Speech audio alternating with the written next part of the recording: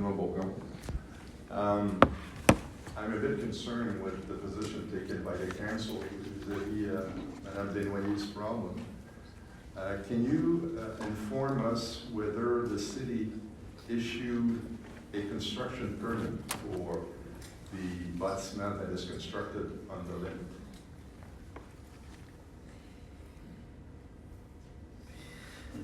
I believe there was a construction permit for the garage.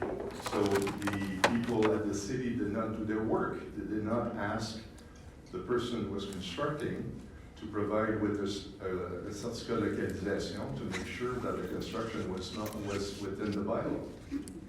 Normally, when you are constructing a bâtiment so close to the other property, the permit people should ask for a certificat de localisation. And then they didn't do that in this circumstances, because had they done that, they would have refused to issue the permit, right? So what you did today is to cover up the error of your own department, right? What is your question? Well, my question is... There was no cover-up. It was to regulate what a mistake that was honestly made. An honest mistake you made? Well, yes, the lot is big enough. He could have, yes. But he thought that the lot line was within, outside of the 10 feet, the builder. Who he? The builder. The builder, but I'm talking about the people at your department whose task is to verify whether the construction is within the bylaw. So normally, the people at your department should have asked for a certificat de localisation to make sure that the construction is within the bylaw. They don't ask for a certificate of localization if the lot is big enough, and they give them the specifications to put it that far from the lot line, and a mistake was made.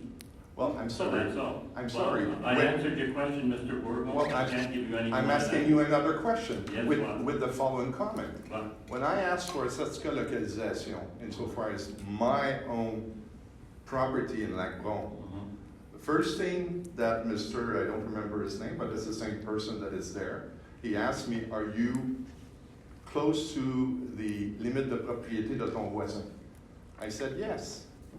It's okay, provide me with certificat de localisation, which I did. So I don't understand why this was not done for this lady.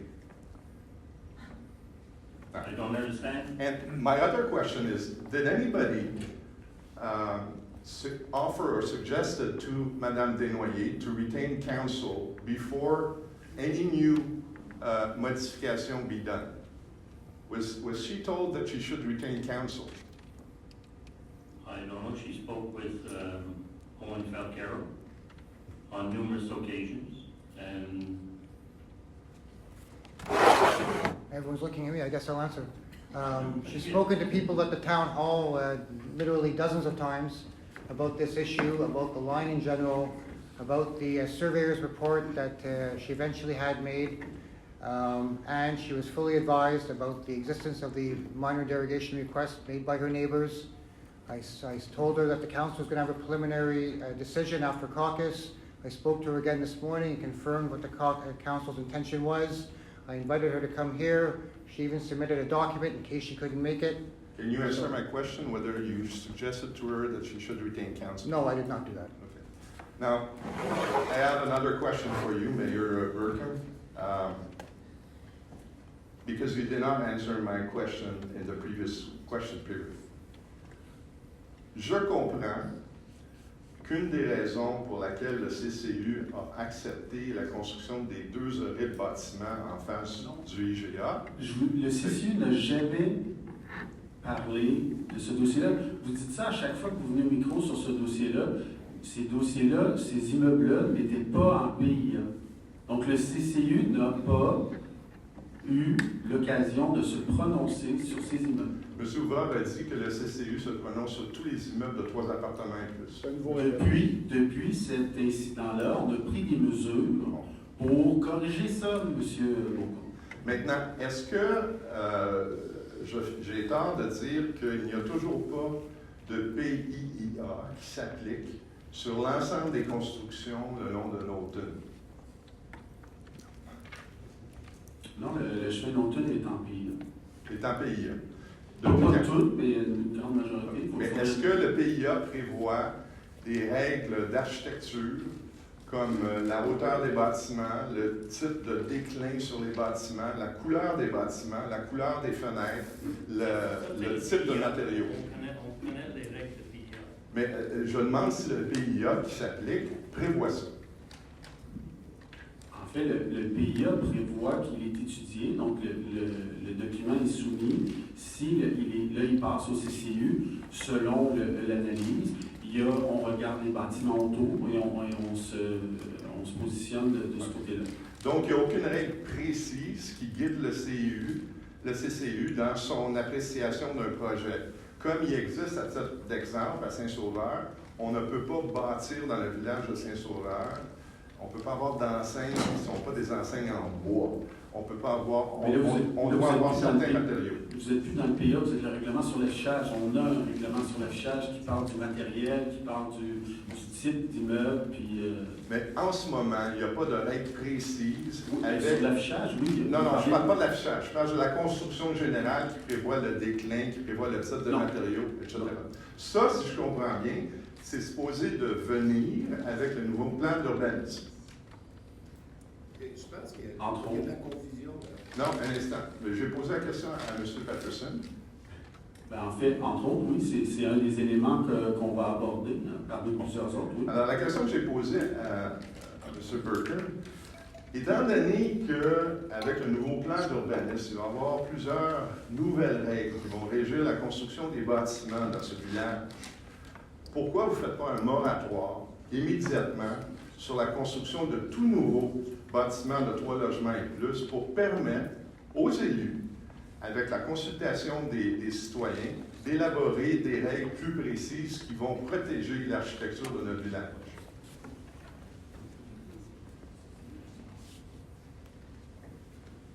En fait, J'ai posé la question à lui-même, M. le maire. il m'a demandé de répondre pour lui. Donc, comme M. Ouvrard, écoutez, je dirais, comme M. Ouvrard vous a expliqué, pour colmater l'enjeu qui est arrivé devant le IGA, tout immeuble de 3 unités ou plus va passer sur le CCU, peu importe s'il est en PIA ou non, ce qui n'était pas le cas avant. Donc, il n'y aura pas de moratoire, mais on a encore de la procédure, ce qui n'était pas, il y a quelques années, ce qui n'était pas le cas.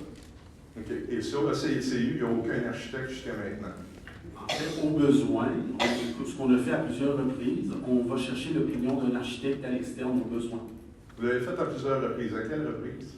C'est la 3e ou 4e fois que vous me posez la question. Je n'ai pas cette information-là, on devra vous revenir. J'aimerais savoir la réponse. Mais est-ce que vous posez la question ce soir? Oui. J'aimerais savoir la réponse. Parfait, on va vérifier. Certainement pas le 468, 70, le 3 plat, direct en face quand on sort des GA, c'est à fait. Moi, ma question est pour M. le maire, mais c'est pour M. Harel, s'il vous plaît. Quelle est la force des pompes que vous allez installer sur Jolibois? Je ne connais pas. Je suis pas un ingénieur, donc je peux... Non, mais vous les achetez, vous devez savoir la force qu'ils m'envoient. Ouais, non. En fait, je vais m'informer, puis on va vous écrire, Madame Lavoie, parce que S'il vous plaît, je n'irai pas plus loin avec ma question.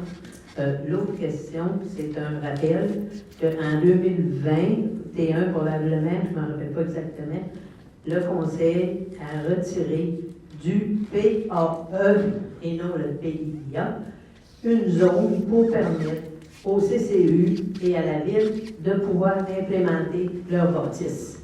Ça fait que, s'il vous plaît, vous pouvez reculer là. C'est à partir de ce temps-là que nous avons commencé à ériger toutes ces belles bâtisses. Merci.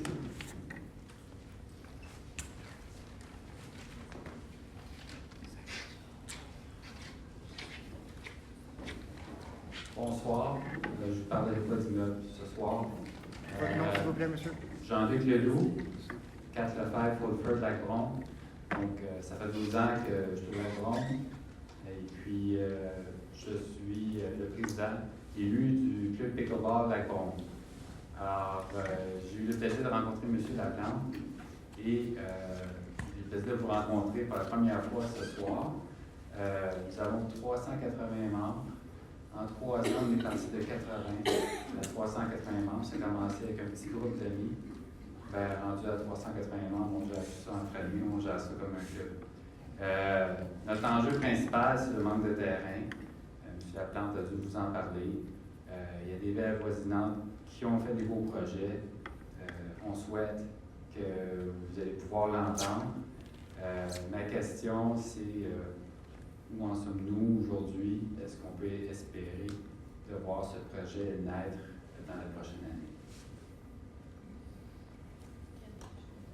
Soyez plus spécifique, là. On a Quel combien de projet? terrains de pickleball? En ce moment, on a 3 terrains au Parc des Lions. L'entretien, ça va être... Moi, je suis là depuis 4 ans, fait que je vais vous dire qu'est-ce que j'ai constaté. L'entretien n'est pas fait souvent. Ils sont en train de se détériorer. 3 terrains pour 380 membres, ça ne fonctionne pas. C'est difficile à gérer. Je suis un heureux retraité de la fonction publique fédérale. J'étais directeur et j'ai eu beaucoup d'expérience en ressources humaines. Je me retrouve à la retraite à faire des ressources humaines encore une fois. Parce que c'est ça. C'est une activité qui est en croissance. C'est un sport qui de plus en plus d'adeptes. C'est un sport qui ajoute à la vie communautaire. Ça amène les gens à se rencontrer, à créer des amitiés. Je pense que c'est un atout pour la ville. C'est quand même pas rien de 380 membres pour la ville. Puis, je pourrais adresser la question à M. le maire, s'il veut bien, si c'est quelque chose que... Parce que ça fait quand même, de ce qu'on m'a raconté, 2-3 ans qu'il y a des discussions pour faire des terrains additionnels de pickleball. Différents projets. Je comprends qu'il y a eu l'histoire de la subvention, mais il y a le coup de barre. Aujourd'hui, où en sommes-nous? Maire, aussi. Donc, on fait suite à notre rencontre qu'on avait eue. Donc, les budgets vont être présentés le 16 décembre. Et puis, on vous invite fortement à vous présenter. Et puis, lors de cette réunion-là, vous allez pouvoir avoir votre réponse. Donc, en attendant le 16 décembre, il faut attendre que le budget passe. Donc, on vous invite le 16 décembre. Bon, mais je vais envoyer ma carte au Père Noël en espérant que j'ai une réponse. Merci beaucoup. Merci à vous. Oui, madame. Seriously, a quick question. Megan Celine, Chemin Bonneville. Based on Madame Gagnon's report regarding the number of tourists that were coming has definitely gone up. And I'm not concerned so much about the tourists that are coming and staying overnight, but the day trippers. Is there enough parking? Excuse me, sorry. Well, I mean, yes, there's adequate. Okay, so it's not everywhere. hasn't been an issue. I mean, people park and park, you know, there's a lot of available places to park. I mean, sometimes we have, on December 28th, for the fireworks, there'll be probably 600 or 800 people down on the bridge.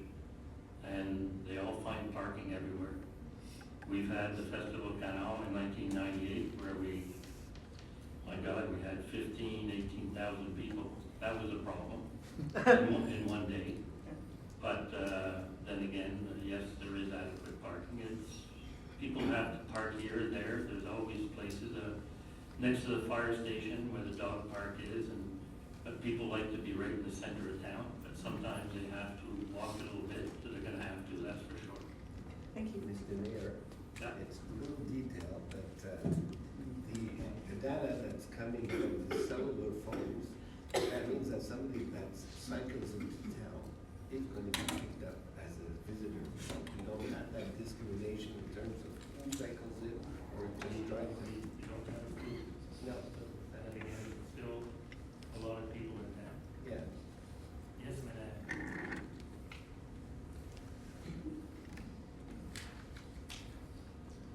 Good evening, Alicia Southall from Mirador in Knowlton. First question concerns, because we gallop through these, pages of changement de zonage and dérogation de mineurs, because there's a lot of them. There was mention, and I believe it's item 4.6.1, 182 Chemin Lakeside, question de création d'un lot Je crois que c'est dans ce cas-là qu'on parlait du choix du conseil entre prendre 10% en argent ou 10% en terrain. J'ai bien raison, c'est pour ce terrain-là?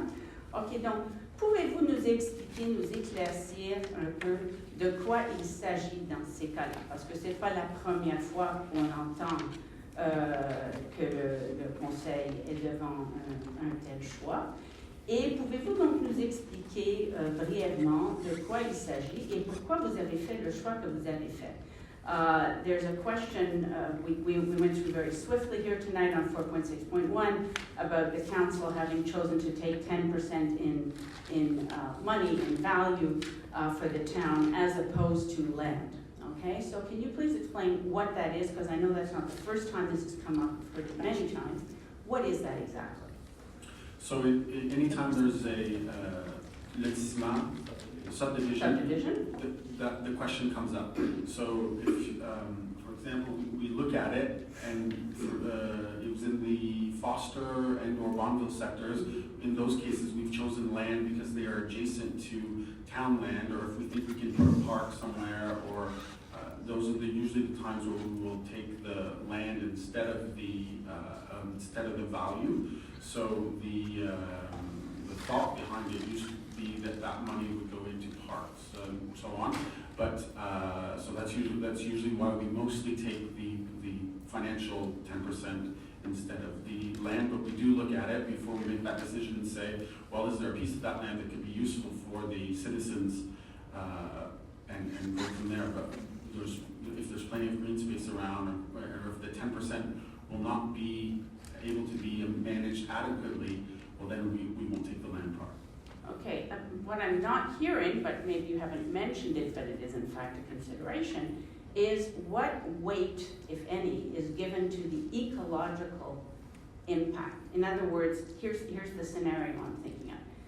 If the person who's developing the land has to keep 10% of it aside as land, in other words, not build on every possible square inch, does that have an ecological impact? Well, we can't confuse, for example, the larger developments will have a bunch of environmental criteria, which managing of water runoff, but this is over and above those requirements. That would be more in a general fund instead of because we do look at it. So, for example, I forget where it was in the Bonneville sector or in the Foster sector, where there was an advantage because we could annex it to one of our properties and do something a little bit more. But for the specific lot, and specifically in this case, the extra land, it does not it does not does not remove the obligation of the person doing the subdivision to respect the environmental aspects of the project.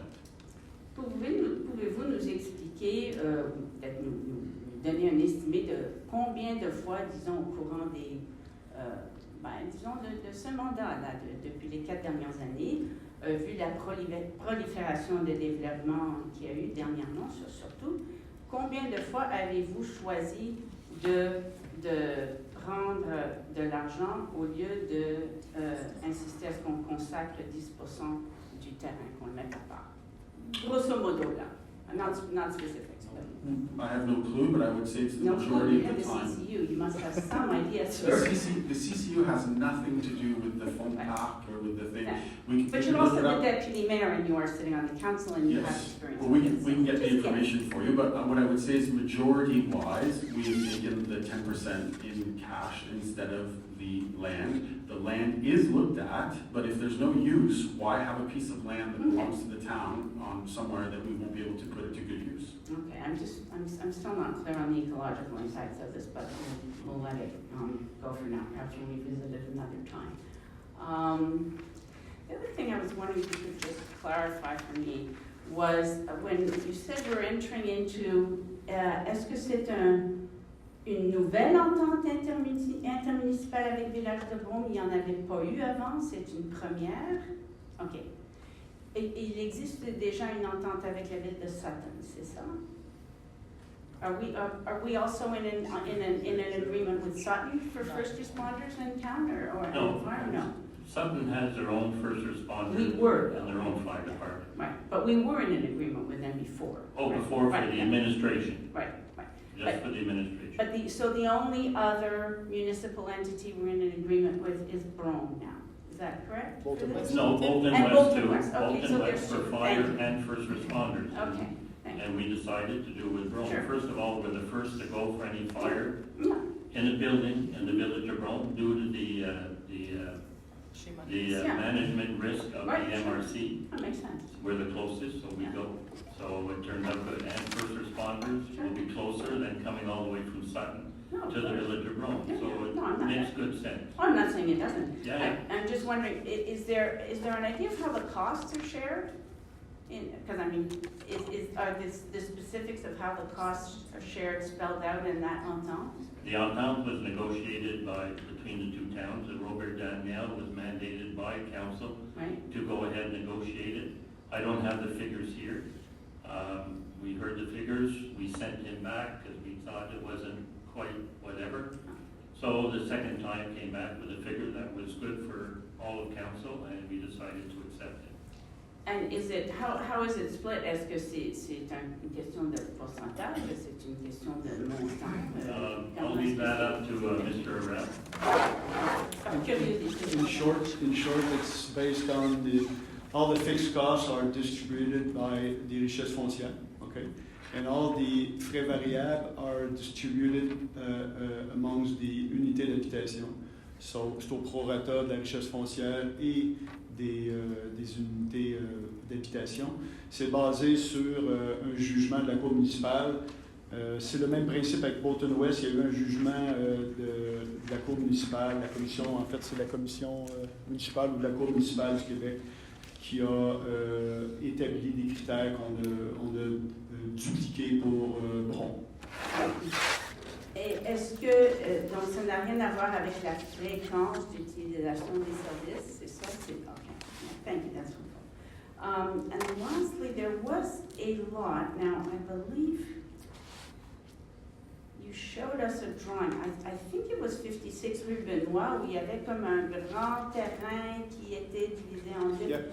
OK, pouvez-vous nous décrire un peu ce qui se passe dans cette situation-là? Parce que, comme j'ai dit, on passe au grand galop un peu par nécessité à cause de la complexité des dossiers, là, mais...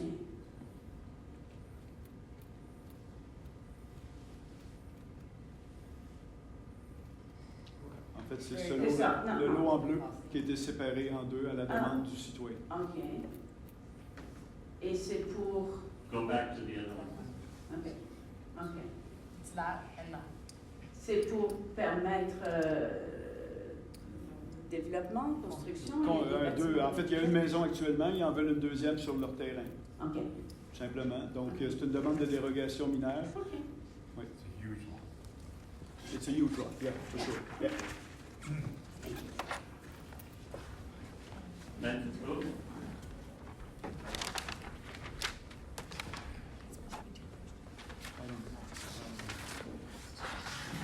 Someone said, I don't remember who, that le taux de taxation va être annoncé au prochain budget. 61 sous. no, Intéressant. it was announced by Mr. Patterson. Yeah, but, Le taux de taxation, but it could be reduced. pardon me? Someone said today that it could be reduced until the, Well, le avis de motion, c'est Okay. toujours, but we don't see any bon, change. j'ai malheureusement pas pu assister à la séance d'information de l'évaluateur. Et je présume que j'ai moi, si j'ai tort, ça sera pas la première fois, que l'augmentation des valeurs a été grandement influencée par la hausse des prix demandés et des prix acceptés, donc des prix de vente lors de la COVID. That was probably the biggest factor, yes.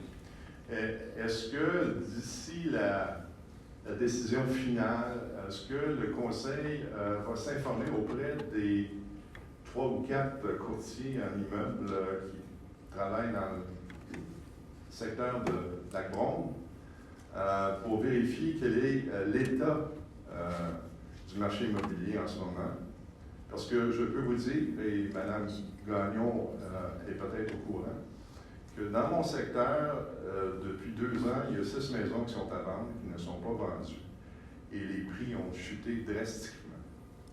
Donc, il ne faudrait pas profiter de la bulle de la COVID qui sert de base aux évaluateurs pour augmenter le fardeau fiscal des contribuables, d'autant plus qu'il y a eu des dépassements de budget de 2 millions depuis les 2 dernières années. Je ne sais pas de quoi vous parlez, M. Bourgoin. Ben, je parle des taxes de bienvenue. Là.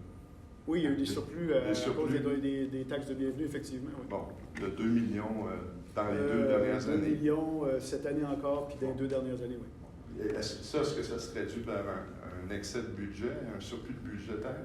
Ça se traduit par un surplus dans les états financiers, oui. Bon. Oui. Donc, il n'y aurait aucune raison pour laquelle le conseil municipal devrait, dans les faits, augmenter le fardeau fiscal des contribuables. N'est-ce pas, M. le maire? Tout le monde était d'accord avec le budget qu'on va adopter le 16 décembre. Jusqu'à date, c'est une avis motion. On présume qu'avec 42 cents de taux de taxation, puis une augmentation de 4%, c'est pas énorme comparé avec d'autres villes alentour aussi. Donc, l'effet final de l'augmentation du droit d'évaluation, la diminution du taux de taxation, c'est une augmentation de 4% du fardeau fiscal des contribuables. Non. Comparé avec l'autre budget de l'année passée, avec ce budget qui était sur l'ordre du jour pour le 16 décembre, pour l'adoption, c'est 4%. Non, c'est ce que je dis. De plus. Oui, la réponse est oui. Bon, donc 4 est-ce que vous allez justifier l'augmentation de 4 étant donné les excès de revenus dans les 2 dernières années? Oui, on a tout évalué, tout le... Merci.